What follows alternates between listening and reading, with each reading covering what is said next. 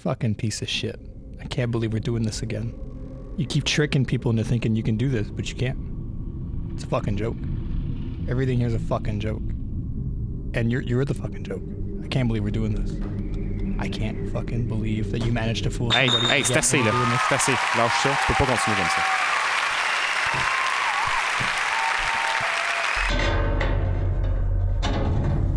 Tu te prends pour qui disait quoi faire, la mec?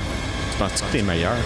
Toi, t'es rien qu'un hostile loser, pis tu serais pas meilleur que lui pour animer le show. Bonsoir à toutes et à tous, bienvenue au Depress Show, filmé en direct du garage à Claudette et devant un public endiablé. Votre animateur génial, pas du tout déprimé, Alexander Wolozik.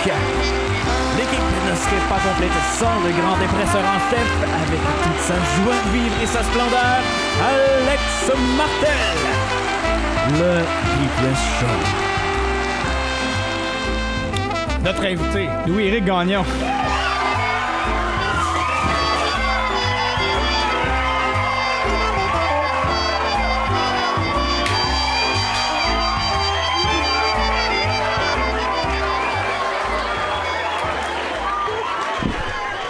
Allô? Hey Louis-Éric, comment ça va ce soir? Ça va bien, Alexander? Ça va bien, Alex?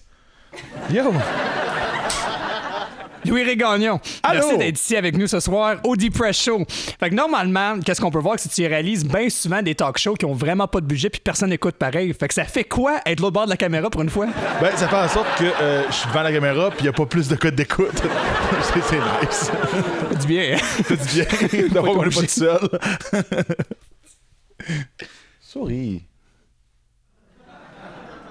Louis-Éric. Oui. Martel, là, souvent, qu'est-ce qui va arriver, puis il va me dire, c'est que tu dis que c'est un des meilleurs animateurs que tu as déjà travaillé avec. Moi, je veux juste savoir, ça veut-tu dire que la barre est vraiment un petit peu trop basse? Non, pas du tout. C'est que Alex Martel, c'est un naturel. C'est quelqu'un qui dit rarement que c'est quelqu'un que... Je sais pas si c'est de l'humilité ou si c'est de la timidité, mais Alex... quand je l'ai rencontré la première fois, je savais que c'était un bon animateur puis qu'éventuellement il va faire ça comme une carrière. Mais là, je sais pas ce qui se... C'est qui est meilleur que moi? Mon Dieu. C'est qui est meilleur que moi? Ben, ceux qui sont comme, mettons, David Chabot, Félix Bézé-Fossé, Mo, Isabelle et Charles le matin. Ben, pas mal tous ceux qui font ça. Gino Chouinard. Aussi. Peux-tu t'appeler Leg tout le long de l'entrevue? Tu peux m'appeler Leg, tout le monde m'appelle Leg. Fait que Leg. Sauf Leg. mes parents qui m'appellent Eric. Qui que t'appelles Eric? Mes parents. OK. Moi, je peux... Mes parents, ils m'appellent jamais. Fait qu'à date, moi, qu'est-ce que j'ai bien compris, c'est que t'as un parcours vraiment intéressant. D'avoir fait à travers fin. de la radio, d'avoir fait de la télévision et tout. Yeah. Parle-nous un peu de ça. Je suis curieux quand même de savoir plus sur Leg, parce que j'ai l'impression de me faire rencontrer bien des histoires par rapport à ton parcours, mais jamais vraiment avoir la ligne directe de comment on est rendu ici aujourd'hui avec TVC9. Ben, sérieusement, si tu veux vraiment qu'on parle de tout mon parcours de vie, on en a pour comme 4-5 épisodes. On fait-moi un brief summary Wikipédia, genre comment qu'on se rend en radio, comment qu'on s'en rend à TV après. OK. Louis-Éric Gagnon, né en 1980, quand il a écouté le film UHF avec Weird Al Yankovic, il a vu que, hey, je veux faire de la télé. Je restais sur le bord de la ligne américaine, fait que nous autres, on avait une antenne de 45 pieds de haut, on pognait des ondes de super loin, fait qu'il y avait plein de postes de shit de UHF qui était vraiment le fun. Après ça, à l'âge de 16 ans, j'ai commencé à faire de la radio communautaire, puis j'ai été directeur de programmation d'une radio web. Après ça, je suis arrivé en Abitibi pour me retrouver réalisateur à Radio-Canada et finalement me retrouver à TVC9 comme coordonnateur où ce que je suis à la fois réalisateur et producteur d'émissions. Puis j'ai travaillé d'ailleurs avec Alex Martel sur une émission qui s'appelle Le Festival. Une super émission, un genre de rock pop, funky, où Alex allait dans le public poser des questions. C'était all-in, c'était vraiment all-in. Easy, mais all-in. Pour juste mon intérêt personnel, y a-tu quoi qui t'amène au communautaire plus que, mettons, comme Radio-Can ou quelque chose de même? La liberté de création. Ouais, hein? J'adore Radio-Canada, mais c'est un paquebot. Tu sais, quand tu veux prendre une décision, faut que ça passe par plusieurs couches. Puis aussi, j'étais un électron libre, fait que ma personnalité fit un peu moins avec Radio-Canada. C'est vraiment une super belle place, mais tu sais, j'étais un peu plus indie dans ma façon de penser, tandis que TVC9, t'as une liberté de création qui est pratiquement infinie, mais comme je disais, c'est PG parce qu'on essaie de desservir une communauté assez large.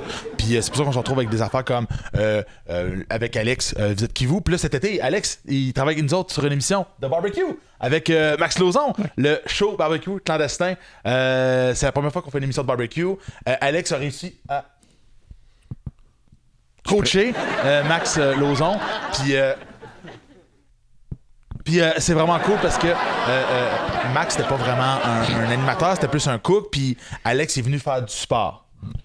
Mais on lui donne, c'est ça qui est fun de TDCNA, c'est qu'on donne vraiment des opportunités à tout le monde de développer une passion pour le métier. Puis des fois, il y a des gens comme Alex, c'est un peu humble, qui disent « je suis pas un animateur », mais non, c'est un sapré bon animateur, il est vite, il est quick.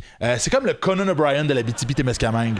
Il le dira jamais parce que, tu sais, des fois, il est a piece of shit! Sérieux, 100%. Ce show-là, je suis même pas assez bon pour être un directeur. Leg. Yes! Dans la vie, qu'est-ce que tu penses qui te rend depressed, qu'on pourrait dire? Y a-tu des certaines affaires que tu pourrais dire dans ton métier, dans ta vie, tant qu'à être sur le Depression, on pourrait toucher vraiment sur de la santé mentale. Fait que y a-tu des affaires, selon toi, qui te rendent plus dépressif que d'autres, des affaires que tu voudrais partager? Pas tant. La dépression, c'est pas un comportement. C'est pas un comportement, c'est mal, le dépression. Just stop being depressed. Just ping, ouais.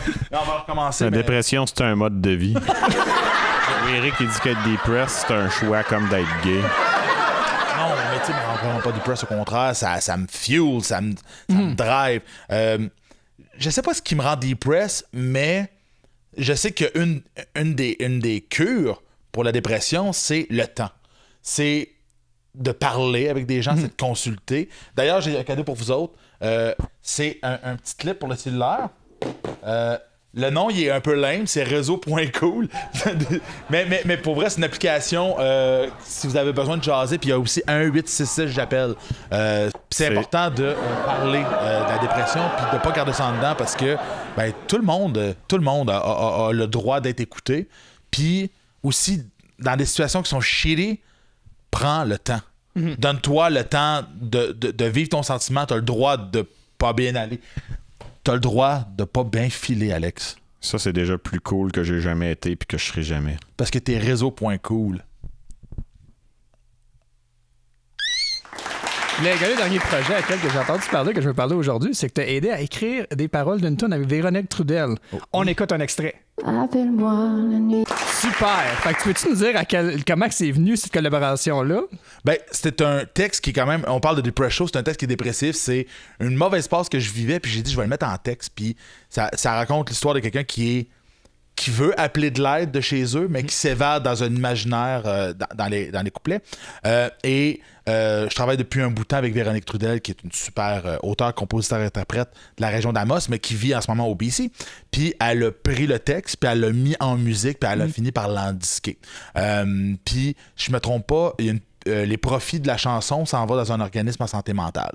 Donc, c'est vraiment cool que Véro prenne le temps. Mais Véro, tous ses textes sont deep, puis c'est un honneur de pouvoir prendre un de mes textes puis de le retrouver en musique. Moi qui n'ai pas tant musicien, mais qui est plutôt auteur ou journaliste, donc c'est cool. Puis spécialement pour aujourd'hui, je vous ai composé une chanson pour votre show. Ah oui?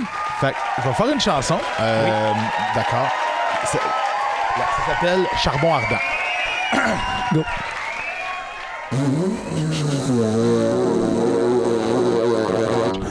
Charbon ardent de la tempête d'hiver qui est à l'intérieur de mon âme ne fait pas la peur, mais cependant Is everything I wanted and more.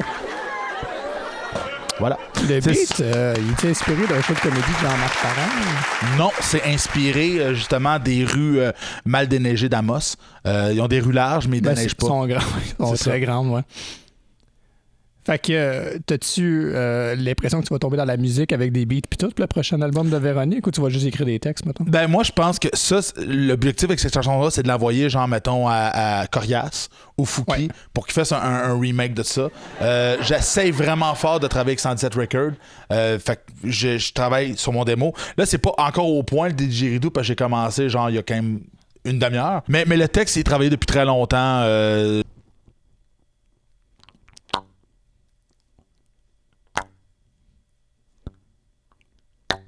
1,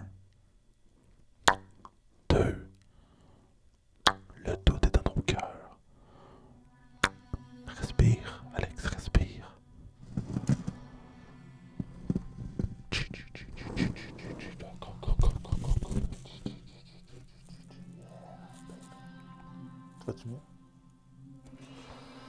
Un peu, là.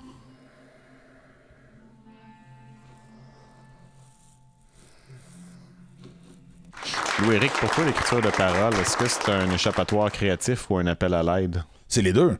Ben, je dirais que au départ, c'est juste... C'est pas nécessairement un appel à l'aide. Dans certaines situations, ça fait du bien que les gens, comme tu disais, relate à des textes qui leur permettent de parler ou de ressentir. C'est une des fonctions de l'art, justement, d'avoir ce sentiment cathartique-là. Mais je dirais que c'est surtout l'idée de prendre un sentiment, prendre une idée qui est dans ta tête, puis de le mettre sur papier. Puis que ça t'appartienne plus, mais que ça l'appartienne à l'œuvre en soi. Fait que je dirais que c'est à la fois A et B. C'est AB. Hey, Alexia Martel Desjardins, là, c'est juste un upgrade total sur Alex Martel? Ben là, je dirais que oui en ce moment. You fucking suck! Lig, t'es présentement coordonnateur pour TVC9. Y a-tu des projets qui s'en viennent qui t'intéressent que tu voudrais parler aux gens à la maison? Oui, on a 2 séries qui vont avoir lieu cet automne. On a le show barbecue clandestin avec Maxime Lauzon et Alex Martel, s'il veut. Ensuite de ça, il y a une émission avec la gang d'énergie qui s'appelle Wow les moteurs. C'est Gab Delaurier qui est un passionné de véhicules. Fait qu'on s'en va regarder tout ce qui a rapport avec du moteur, c'est-à-dire on est allé à Tachereau pour le stock car, on est allé voir du tuning à Cadillac, on va aller faire un tour dans les mines, on va aller voir les bateaux, on va essayer de trouver aussi le plus gros moteur de la BTB. Mais l'idée, c'est de rencontrer des gens puis parler avec des gens qui ont des passions sur les moteurs. Puis on travaille aussi avec 2 jeunes de la Polyvalente à Carrefour, une émission qui va s'appeler yasminedanae.com, 2 jeunes de secondaire 1, super allumés, vraiment drôle. Fait que, ouais, ça va promettre. Ces 3 projets-là, ça me tient très occupé au niveau de TVC9. Fait que finalement, il y a rien d'original. Hein? On fait toute la même affaire recyclée un peu. Depuis l'époque de l'Antiquité, la télé a pas changé. Lig, Yeah. dans ton travail avec TVC9, Oui. qu'est-ce que tu essaies de faire? C'est vraiment amener beaucoup de projets intéressants. Oui. Nous faire découvrir la région, découvrir les gens qui travaillent ici, pour vraiment leur montrer les bons côtés de la région rendue là. De la télé d'ici pour les gens d'ici. Exact. Selon toi, juste sur ton opinion, qu'est-ce que tu penses des familles qui exploitaient leurs enfants, entre autres pour leur faire déballer des bébelles, mettons, sur YouTube, qui gagnent des millions par année, puis ont toutes des views, genre en milliards plus que nous autres? La passion, quand ça tient, quand ça reste, après ça...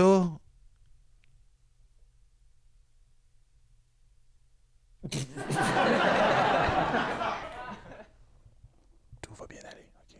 Alex, arrête là. T'as d'autres à sentir mal, mais tout va bien aller, OK? Compte avec moi. 1 ourson. 2 oursons. 3 oursons. 4 oursons. 5 oursons. Arrête!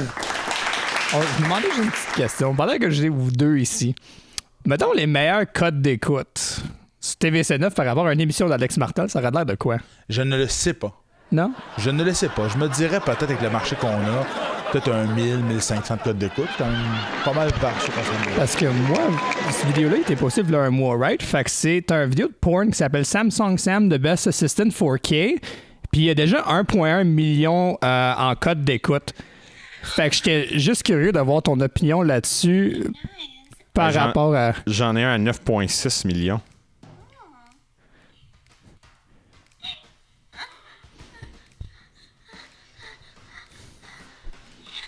Habituellement, je fais dans le PG, là. C'est quoi?